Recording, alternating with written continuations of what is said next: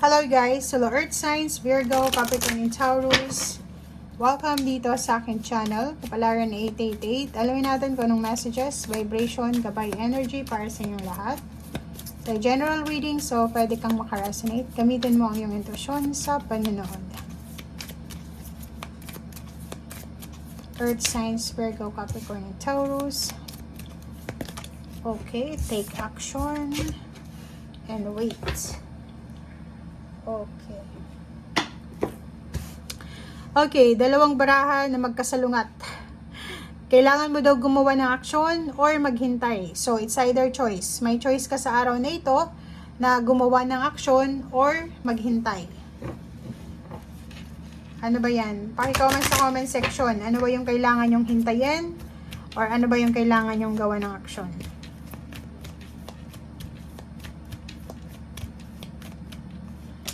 Okay. Nako. Earth signs.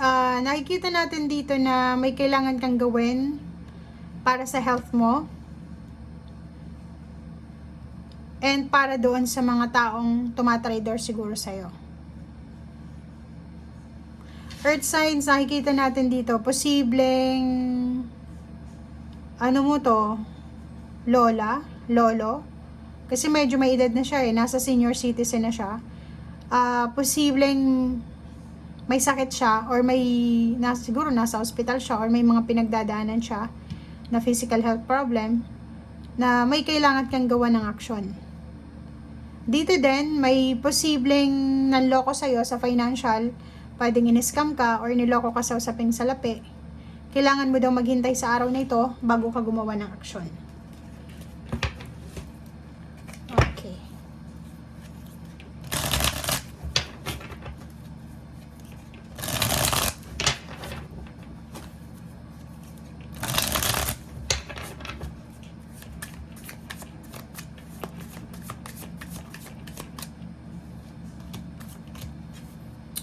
Okay. May iba sa inyo dito na medyo makakaramdam ng pagod sa araw na ito. Medyo napapagod kayo sa mga nangyayari sa buhay nyo. Ang nakikita natin dito, posibleng may kaso kang isinampa dito sa mga scammer na to, sa mga manluloko. Or siguro napapagod ka na sa, like nagbabantay ka siguro sa ospital dito sa may sakit na to. Kung kailangan mo daw ng tulong, kailangan mo ng advices, pwede ka daw na maghanap ng mga taong pwede makapagbigay sa'yo ng advices. Yung iba naman sa inyo dito, Earth Signs, ay posibleng makatanggap ng balita sa mga hinihintay nilang pera. Like, halimbawa, umutang kayo sa bangko, nag-loan kayo sa kung ano man na lending company, pwede kayong makatanggap ngayon ng balita. Okay? So, eto siya, 'di ba? May good news dito. So, may good news na pwedeng dumating sa araw na ito. And eto ay posibleng pagsisimula, 'di ba? Like pagsisimula sa buhay mo. 'Di ba? Yung for example, may iba sa inyo dito ang good news is makakatanggap ka ng bagong trabaho. Ang good news mo dito is tungkol sa family. Diba? Yung, like for example, may mga family issues na posibleng matapos na may celebration. May mga parang, anong tawag dyan? Yung pagiging breadwinner mo, yung mga obligations mo, duties, responsibilities ay posibleng matapos na.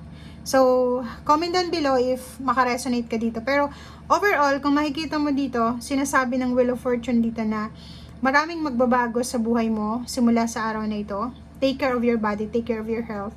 Especially doon sa mga Earth Signs, Virgo, Capricorn, and Taurus na sobrang busy sa kanilang pag-aaral, sa kanilang trabaho, sa kanilang negosyo, sa kanilang pagtatrabaho, or kung ano man tong pinagkakabisihan mo. If nakakaramdam ka ng pagod, magpahinga ka. If nangangailangan ka ng tulong emosyonal, ng mga, for example, advices, nandito yung Hierophant. Pwede kang humingi ng advices sa mga taong pinagkakatiwalaan mo.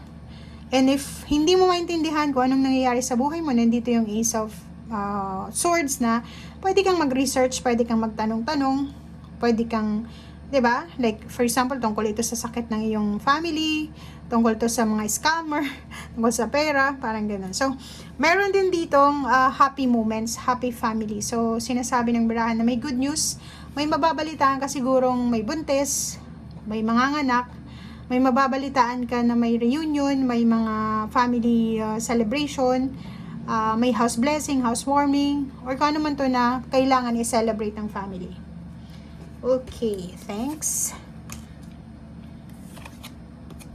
Okay, so yun na nga, yun yung sinasabi ko sa'yo dito. So, hindi ka dapat nag-aalala, hindi ka dapat na pabigla-bigla sa mga decision making mo. If ever man na, for example, hindi mo malaman kung ano yung decision na gagawin mo, huwag kang pabigla-bigla. Mag-research tayo, magtanong-tanong tayo. Huwag mong unahin yung takot. Kasi pag inuna mo yung takot mo, walang mangyayari sa'yo. 'Di ba? So, sinasabi ng baraha, if ever may hindi ka maintindihan, naguguluhan ka, magtanong. Huwag kang gagawa ng desisyon na hindi mo pinag-iisipan.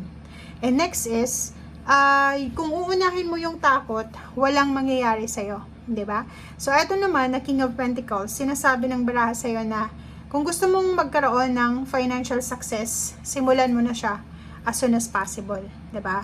Kung gusto mong, like for example, sa ngayon siguro na may problema ka kung paano mo mapapaganda yung takbo ng iyong financial, lalo na kung marami kang utang, maraming may sakit sa pamilya, hirap na hirap ka sa financial. Sa barahang ito, sinasabi na kailangan mo daw na hawakan ng mabuti itong pangarap mo. Kailangan mo daw na maging positive, kailangan mong alisin yung takot mo, huwag ka din padalos-dalos sa mga ginagawa mo. Okay? Gamitin mo ang pamilya mo as inspiration. Kung wala ka ng inspiration sa buhay para lumaban, gamitin mo yung magulang mo. If single ka, magulang, kapatid, yung situation nyo sa pamilya, gamitin mo siya as inspiration, as parang sandata ba na lumaban. Kasi yung nararamdaman mo na medyo nahihirapan ka, na for example, hirap ka ng ilaban yung pangarap mo, ang dami-dami problema, natural yan, kasi lahat ng tao nakaka-experience ng ganyan. Pero, hanggat na hindi ka umaalis sa situation na yun, hanggat hindi ka bumabangon sa situation na yun, hindi ka makakaalis yan. So, ibig sabihin, kailangan mong mag-decide, kailangan mong mag-desisyon na, ay, kailangan kong umalis dito sa situation na to eh. Kailangan kong bumangon, 'di ba? So, gamitin mo yung family mo, gamitin mo, if may relationship ka, pwede mo siyang gawin as inspiration para magsimula ka ulit. Okay? And yun, kailangan ng pagsisikap. Kailangan ng pagsisikap. Doble kayod, doble tiyaga, dobleng pagpapasensya, and prayer. Manifestation, prayers, napaka-importante yun. Kasi kahit na trabaho tayo ng trabaho, wala naman tayong spiritual na connection sa Panginoon, walang mangyayari sa atin. So, dapat, combination ng hard work, faith, sa sarili mo, sa Panginoon, and at the same time, huwag tayong mga agrabyado ng ibang tao. Okay? Thank you guys. Bye!